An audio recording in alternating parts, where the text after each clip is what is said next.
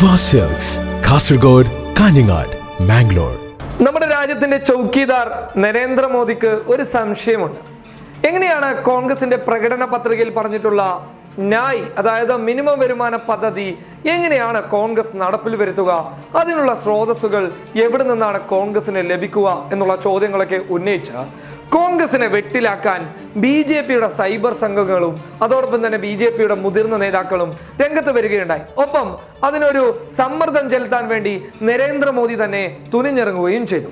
പക്ഷേ ഇതിനൊക്കെ വ്യക്തമായിട്ടുള്ള ഉത്തരം രാഹുൽ ഗാന്ധിയുടെ പക്കലിൽ ഉണ്ടായിരുന്നു. രാഹുൽ ഗാന്ധി അതിന് വ്യക്തമായിട്ടുള്ള ഉത്തരം അസമിലെ ഒരു തിരഞ്ഞെടുപ്പ് പ്രചരണത്തിൽ വെച്ച് നൽകുകയുണ്ടായി. അദ്ദേഹം പറഞ്ഞത് ഇങ്ങനെയാണ്: ഞങ്ങൾ ഇതിനുള്ള സ്രോതസ്സുകൾ കണ്ടെത്തിയിരിക്കുന്നത് മോദി വളർത്തിയ കോർപ്പറേറ്റ് കിങ്ങുകളുണ്ടല്ലോ, അതായത് കോർപ്പറേറ്റ് രാജാക്കന്മാരുണ്ടല്ലോ, അവർക്ക് അധിക നികുതി ചുമത്തി അതിനെ ഞങ്ങളുടെ ഈ ഒരു മിനിമം വരുമാന പദ്ധതിയിലേക്കുള്ള സ്രോതസ്സാക്കി മാറ്റുമെന്നുള്ളതാണ്. ഇത് ചോദിച്ചു വാങ്ങിയ ഒരു പണിയായിട്ടാണ് ഞാൻ കാണുന്നത്. കാരണം മോദി വളർത്തിയ അനിൽ അംബാനി അതുപോലെ തന്നെ അദാനി പോലെയുള്ള വലിയ വലിയ വൻകിട കോർപ്പറേറ്റ് രാജാക്കന്മാരുടെ കയ്യിൽ നിന്നും നികുതി ഈടാക്കി തന്നെ ഞങ്ങൾ അതിനുള്ള സ്രോതസ്സുകൾ കാണുമെന്ന് വെല്ലുവിളിച്ചുകൊണ്ടാണ് രാഹുൽ ഗാന്ധി മുന്നോട്ട് വന്നിട്ടുള്ളത്. സത്യം പറഞ്ഞാൽ കൂടെയുള്ളവർക്ക് നരേന്ദ്രമോദി ഒരു പണി വാങ്ങിച്ചു കൊടുത്തു എന്നുള്ളതല്ലേ ഇതിൽ നിന്നും വ്യക്തമാകുന്നുള്ളത്. ഒരു കാര്യം വ്യക്തമാക്കേണ്ടത്, ഈ രാജ്യത്ത് ഈ BJP അധികാരത്തിലെത്തിയതിനു ശേഷം, NDA അധികാരത്തിൽ വന്നതിന് ശേഷം ഈ രാജ്യത്തെ ജനങ്ങൾക്ക് നൽകിയ ഒരുപാട് വാഗ്ദാനങ്ങളുണ്ട്, ഒരുപാട് കാര്യങ്ങളുണ്ട്.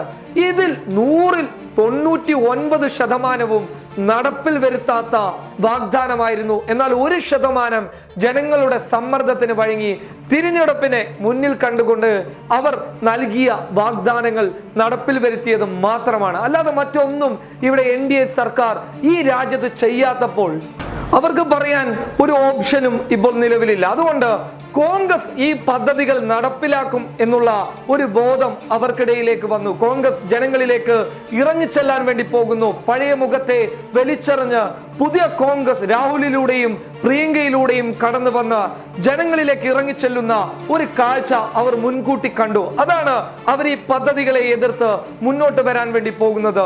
വാഗ്ദാനങ്ങളിൽ ഒതുക്കാനുള്ള ഒരു പദ്ധതിയൊന്നുമല്ല. ജനങ്ങളുടെ കിശയിലേക്ക് 15 ലക്ഷമോ അല്ലെങ്കിൽ ലക്ഷക്കണക്കിന് രൂപകളോ നിങ്ങളുടെ അക്കൗണ്ടിലേക്ക് വരുമെന്നൊന്നും കോൺഗ്രസ് പറഞ്ഞിട്ടില്ല. കോൺഗ്രസ് പറഞ്ഞിട്ടുള്ളത് ഒരു കുടുംബത്തിന് മാസ വരുമാനം 12,000 രൂപ തികയ്ക്കാൻ സാധിക്കുന്നില്ലെങ്കിൽ ആ 12,000 രൂപ തികയ്ക്കാൻ നിങ്ങളുടെ സർക്കാർ നിങ്ങളോടൊപ്പം ഉണ്ടാകും എന്നതാണ് കോൺഗ്രസ് അവകാശപ്പെട്ടിട്ടുള്ളത്. എത്ര മനോഹരമായിട്ടുള്ള പദ്ധതി!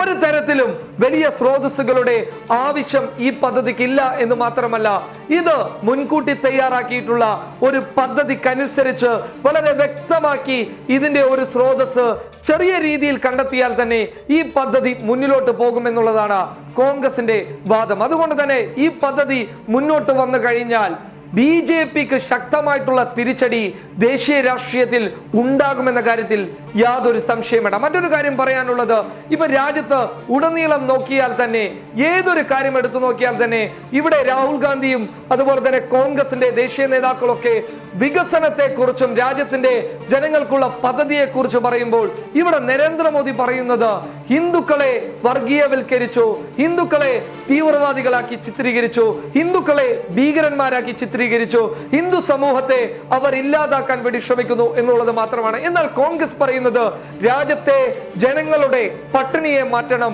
രാജ്യത്തെ ജനങ്ങൾക്ക് വിദ്യാഭ്യാസം നൽകണം, രാജ്യത്തെ ജനങ്ങളായ കർഷകർക്ക് കൃത്യമായിട്ടുള്ള ആനുകൂല്യങ്ങൾ സർക്കാരിന്റെ ഭാഗത്ത് നിന്ന് നടക്കണം, കൃത്യമായിട്ടുള്ള പദ്ധതികൾ ഈ രാജ്യത്ത് വരണമെന്നൊക്കെ പറഞ്ഞ് കോൺഗ്രസ് മുന്നോട്ട് പോകുമ്പോൾ BJP ഉയർത്തി കാണിക്കുന്നത് ഇപ്പോഴും വർഗീയത തന്നെയാണ്. News desk public Kerala.